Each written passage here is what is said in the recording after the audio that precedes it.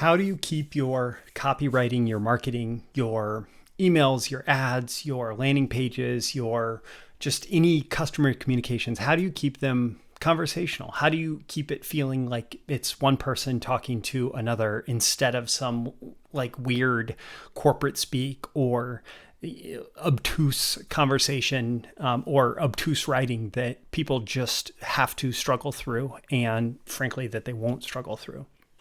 Well, that's essentially the question that I got from one of my subscribers. I'm going to read it to you really quickly, and then I'm going to, I have like 5 or 6 notes here about different ideas to help you with that. So first off, the question, Roy, I'd like your suggestions on how to create conversational copy. I'm mainly worried about screwing up copy by not killing my inner editor and writing like I talk. Thanks, Antonio. So first recommendation, write fast first drafts. If you want to write conversationally, just write fast first drafts and accept the fact that it's not going to be your polished copy. In fact, I know some copywriters who actually put curse words or whatever into it, or they call the prospect names or whatever. You have to make sure that if you're going to do this, if it's like a for internal eyes only first draft, that it never gets outside of your world. But what this can do is it can separate you from that desire to edit everything. And if you can just say whatever the bleep you want in your first draft, then you're going to find it much easier to have it come out conversationally, and then edit, and then you edit later. But what you're doing in editing is you are not trying to change the language structure. You are just trying to clean it up. You're cleaning it up essentially. So that's recommendation 1 is write fast first drafts. Recommendation 2 is essentially this idea that simple equals conversational. And so the simpler you write, the more conversational it will feel. And it's not about this choice of using, loose language or whatever, or using slang or using whatever like style of the language.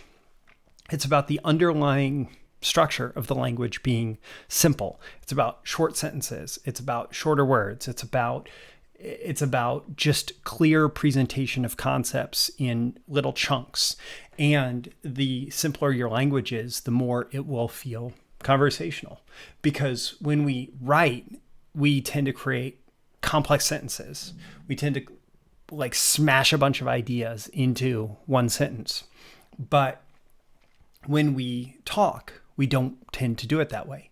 We tend to just say what we want to say and say it in simple language, and we just speak. And when we just speak like that, it tends to, if you were to transcribe that and put that into a document, you would find that the language is very simple.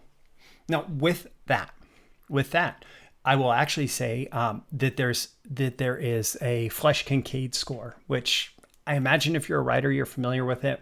I learned about it maybe in high school or something, where it actually analyzes your writing and it says what grade level would find this to be easy to read or on grade level. And I used to think that it was like a virtue to make my stuff go off the charts, but what I learned, actually what Mark Ford, who also has written under the pen name Michael Masterson, discovered was that even in editorial for financial newsletters, lower grade level actually translated into higher renewal rates, meaning the easier somebody found it to read, even if they're a doctor, even if they're in finance, even if they're an entrepreneur, even if they're whatever, and you're talking about stocks, the easier they found it to read, the more likely they were to renew, independent of the actual performance of the stock recommendations in these financial newsletters. And in general, lower Flesch-Kincaid scores leads to higher performing copywriting, higher performing advertising. And you want to aim for at least like a grade 7 or below. Also, one recommendation that I have is to just bookmark the website hemingwayapp.com, because it is a writing tool, a free writing tool that you can copy and paste, your copy into. And it will tell you not only what your grade score is there, your Flesch Kincaid grade score, but it will also give you recommendations. Oh, this sentence is too complex. You're using passive instead of active language here. Like it will give you specific recommendations to clean up your writing. Third recommendation actually comes from Warren Buffett. And I happened to have seen this quote today, and I thought that I would like to share it sometime. And then I realized that I had this question sitting here that I could answer. So Warren Buffett wrote the preface to the Security and Exchange Commission's Plain English Handbook. So the SEC, they regulate the investment markets, and they have a plain English handbook that recommends like how to put together SEC materials. And Warren Buffett, because he's known for writing such clear, plain language notes or letters to investors, shareholder letters, he was asked to write the preface to this. And here's what he said. One unoriginal but useful tip: write with a specific person in mind. When writing Berkshire Hathaway's annual report, I pretend that I'm talking to my sisters. I have no trouble picturing them. Though highly intelligent, they are not experts in accounting or finance. They will understand plain English, but jargon may puzzle them. My goal is simply to give them the information I would wish them to supply me if our positions were reversed. To succeed, I don't need to be Shakespeare.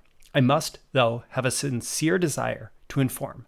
No siblings to write to, borrow mine. Just begin with Dear Doris and Bertie.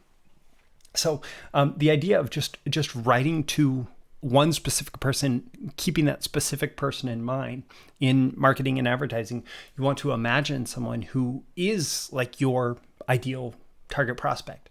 And if you can imagine that person, especially if they are somebody that you know, or if you can kind of mash up a couple people that you know that represent that prospect, you are going to find it much, much easier to just write conversationally by writing to that one person. Now, the next couple recommendations are really tied together. One is read the copy out loud. And number two is have someone else read the copy out loud to you. So the more that you vocalize the copy, the easier it will be to recognize where the language is not conversational. So you want to write conversational copy, actually speak it and try it. And you can read it out loud to somebody. You can have somebody read it out loud to you. I actually regularly, I have my computer, it has text-to-speech functionality. Actually, I have it in a couple different places, and I regularly have it speak to me.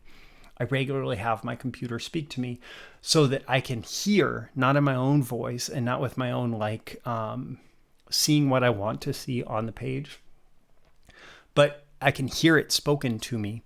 And I can very easily find the areas where it is not feeling conversational.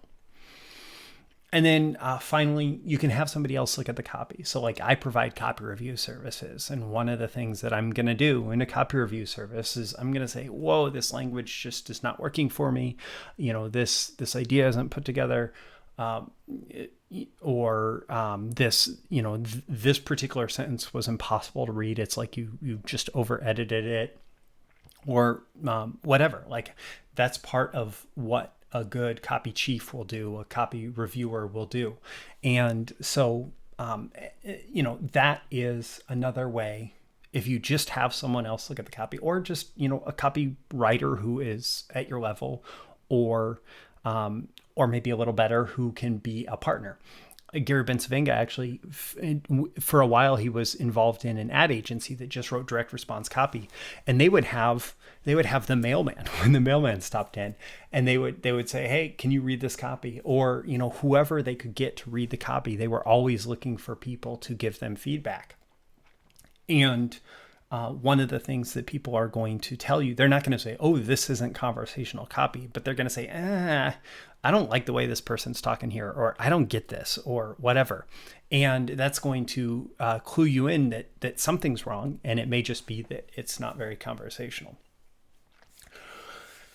So those are my thoughts. Again, write fast first drafts, simple equals conversational, write to one person, read the copy out loud to someone or to yourself, and have someone else read the copy out loud to you, and just have someone else look at the copy and analyze it for where you're being clear and where you're not. I don't know. What do you think? Is this helpful? Let me know in the comments below. Let me know on a scale of 1 to 10, how valuable you found this and why. Like, what was your biggest takeaway? What are you not doing that maybe you could to help your copy be more conversational? What tip did you like best? Let me know that in the comments below. Click the like button before you go so you get more content like this delivered to you, and so the magical algorithms of the internet know to share it with more people like you who would get value from it. If you know somebody in your life who would get value out of this, you can certainly share it with them directly. And before you go, make sure you're subscribed. You can subscribe here. You can also check out the links in the description. I'm going to link to, among a couple other things, breakthroughmarketingsecrets.com, where you can get my my daily content Monday through Friday for copywriters, marketers, advertisers, business builders, people in sales, and just people looking to grow themselves and grow their businesses. My name is Roy Furr. This has been a video issue of Breakthrough Marketing Secrets. I hope you have gotten 10 out of 10 value. That's always my goal, and I look forward to seeing you again in your next video issue. I'll see you soon. Bye.